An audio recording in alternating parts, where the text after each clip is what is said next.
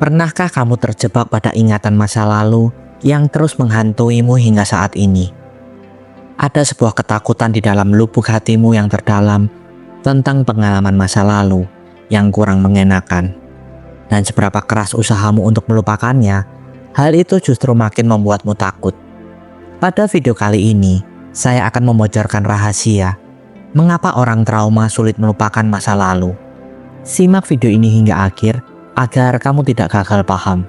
Selamat datang di Psikopedia, di mana kita bisa saling berbagi pengalaman hidup agar hidup kita bisa lebih bahagia dari hari ini.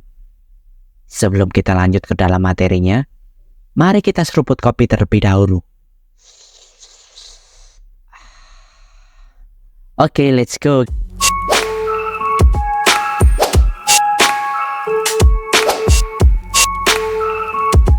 Beberapa orang mungkin bisa dengan mudah melupakan masa lalu.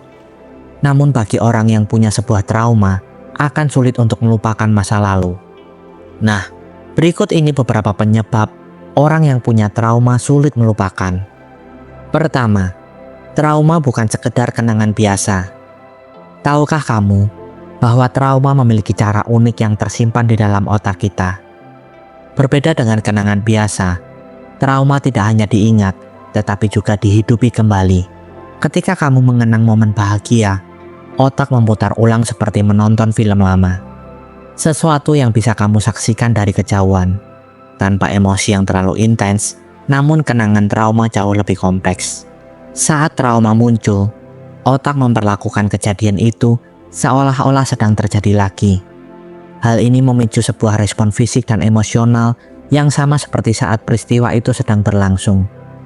Inilah sebabnya mengapa trauma terasa begitu menghantui. Ia hadir seperti luka yang terus-menerus terbuka. Respon ini terjadi karena bagian otak yang bernama amigdala yang bertanggung jawab atas rasa takut dan kewaspadaan menjadi sangat aktif saat trauma terjadi. Amigdala merekam pengalaman itu dengan sangat kuat, seolah-olah sedang memperingatkanmu untuk selalu waspada terhadap bahaya serupa. Namun ada bagian lain, yaitu hipokampus, yang biasanya membantu kita memahami waktu dan tempat dari sebuah kenangan. Ketika trauma terjadi, hipokampus sering mati atau melambat karena stres yang intens. Akibatnya, kenangan trauma terasa seperti tidak memiliki konteks waktu. Hal itu terasa seperti sedang terjadi sekarang, bahkan jika kejadian sudah bertahun-tahun berlalu. Dan yang membuat ini semakin sulit adalah bagaimana tubuh ikut bereaksi. Trauma tersimpan tidak hanya dalam pikiran, tetapi juga dalam tubuh. Jantung yang berdebar, nafas yang memburu, atau otot yang tegang bisa muncul tanpa peringatan, hanya karena pemicu kecil yang mengingatkanmu pada trauma itu. Seolah tubuhmu berkata, ini terjadi lagi, meskipun kamu tahu bahwa itu hanya kenangan.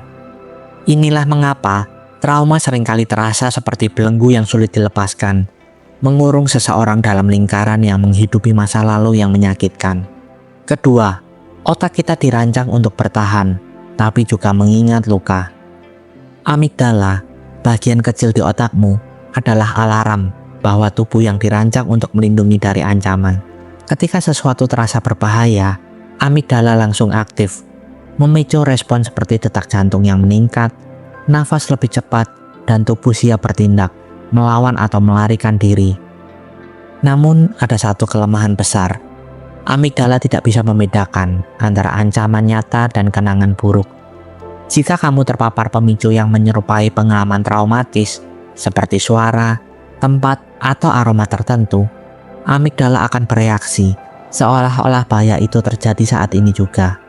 Hal ini membuat tubuh dan pikiranmu bereaksi sama, seperti saat kejadian traumatis itu terjadi, meskipun kamu sebenarnya aman. Misalnya, aroma parfum tertentu mungkin mengingatkanmu pada situasi menakutkan di masa lalu. Tanpa kamu sadari, tubuhmu tegang, detak jantungmu meningkat, dan kecemasan mulai merayap. Inilah cara otak melindungi dirimu. Tetapi dalam konteks trauma, mekanisme ini seringkali berbalik, menjadi jebakan yang membuatmu sulit keluar dari lingkaran rasa takut. Ketiga, trauma mengubah cara kita melihat dunia. Trauma bukan hanya luka dari peristiwa yang menyakitkan. Ia juga mengubah cara kita memandang dunia dan diri sendiri. Saat seseorang mengalami trauma, otaknya menginterpretasikan dunia melalui lensa ketakutan dan kewaspadaan. Akibatnya, dunia yang sebelumnya terasa aman bisa berubah menjadi tempat yang penuh ancaman. Orang yang mengalami trauma seringkali kehilangan rasa percaya, baik kepada orang lain maupun pada diri sendiri. Mereka mungkin merasa sulit mempercayai niat baik orang lain, karena selalu ada kekhawatiran bahwa mereka akan disakiti lagi. Bahkan keputusan atau insting mereka sendiri sering diragukan, terutama jika trauma membuat mereka merasa bersalah atas apa yang terjadi. Perspektif ini bisa menciptakan jarak emosional dengan orang-orang di sekitar mereka. Mereka mungkin menarik diri, membangun tembok pertahanan, atau menjadi sangat berhati-hati karena dunia kini terlihat penuh resiko. Trauma bukan hanya kenangan, ia menjadi filter yang memengaruhi cara seseorang menjalani hidup, mencintai dan berharap. Seperti cerita seorang wanita ini, dia yang kehilangan orang yang sangat dicintainya karena kecelakaan tragis. Perasaan kesedihan yang mendalam itu berubah menjadi rasa bersalah yang terus menghantuinya. Meskipun dia tahu secara rasional bahwa kecelakaan itu di luar kendalinya. Meskipun tidak ada yang bisa dia lakukan untuk mencegahnya, perasaan bersalah itu tetap muncul. Seakan ada sesuatu yang hilang dari dirinya. Seakan dia bisa melakukan lebih banyak untuk menyelamatkan orang tersebut. Di dalam hatinya, dia selalu mengatakan, "Kalau saja aku bisa melakukan sesuatu." Hal ini menggambarkan rasa penyesalan yang mendalam, yang seringkali menjadi bagian dari proses berduka. Meskipun dia tahu bahwa itu bukan kesalahannya, otak dan hati seringkali mencari cara untuk menyalahkan diri sendiri.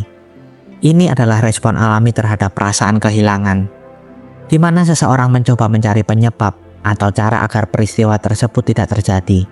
Namun, ini juga menciptakan perasaan terperangkap dalam apa yang seharusnya atau apa yang bisa saja terjadi, yang pada akhirnya menghambat proses penyembuhan. Trauma semacam ini bisa menciptakan rasa malu yang mendalam, perasaan tidak cukup baik, dan bahkan keraguan terhadap diri sendiri.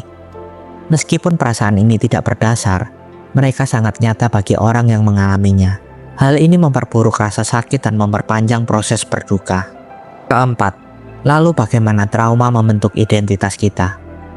Hal yang jarang dibicarakan adalah bagaimana trauma bisa menyatu dengan identitas kita, menjadi bagian dari siapa kita, meskipun kita berusaha untuk sembuh. Saat trauma terjadi, seringkali itu tidak hanya meninggalkan kenangan, tetapi juga membentuk cara kita melihat diri sendiri dan dunia. Bukannya melupakan, kita justru seringkali membawa luka itu bersama kita, dan menjadi pengingat yang terus ada di dalam kehidupan kita sehari-hari, baik dalam pikiran, perasaan, atau bahkan perilaku.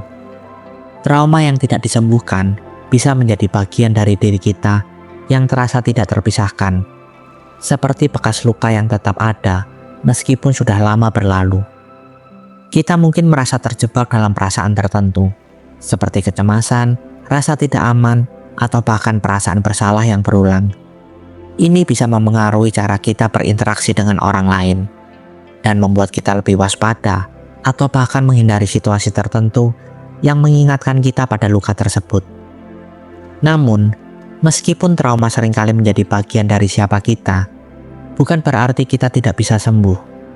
Penyembuhan bukan tentang menghapus trauma atau melupakan luka itu, tetapi lebih tentang belajar bagaimana hidup bersamanya. Proses penyembuhan melibatkan pemahaman dan penerimaan bahwa trauma adalah bagian dari perjalanan hidup kita. Namun, kita tidak perlu membiarkannya mendefinisikan kita sepenuhnya. Dengan waktu, dukungan, dan usaha, kita bisa menemukan cara untuk hidup dengan luka itu tanpa membiarkannya mengendalikan kita. Penyembuhan adalah tentang menemukan kekuatan untuk terus maju meskipun luka itu ada, dan belajar untuk hidup lebih penuh dengan kebijaksanaan yang kita peroleh dari pengalaman tersebut. Setiap luka butuh waktu untuk sembuh, dan setiap trauma punya caranya sendiri untuk dihadapi. Jika kamu merasa sulit melupakan masa lalu, itu bukan karena kamu lemah, tapi karena kamu manusia. Jangan pernah menyerah, karena kamu layak mendapatkan kebahagiaan meski dari kepingan masa lalu. Terima kasih sudah mendengarkan video kali ini hingga akhir. Jika kalian ingin berbagi pengalaman hidup kalian, dan mungkin hanya sekedar berkeluh kesah tentang kehidupan, kalian bisa komen di bawah video ini. Dan saya akan dengan senang hati menjadi pendengar dan rumah bagi kalian yang membutuhkan seseorang untuk mensupport kalian. Dan sertakan hashtag "Saya ingin hidup lebih bahagia" di setiap komen kalian. Sampai bertemu di video selanjutnya. Tuhan memberkati.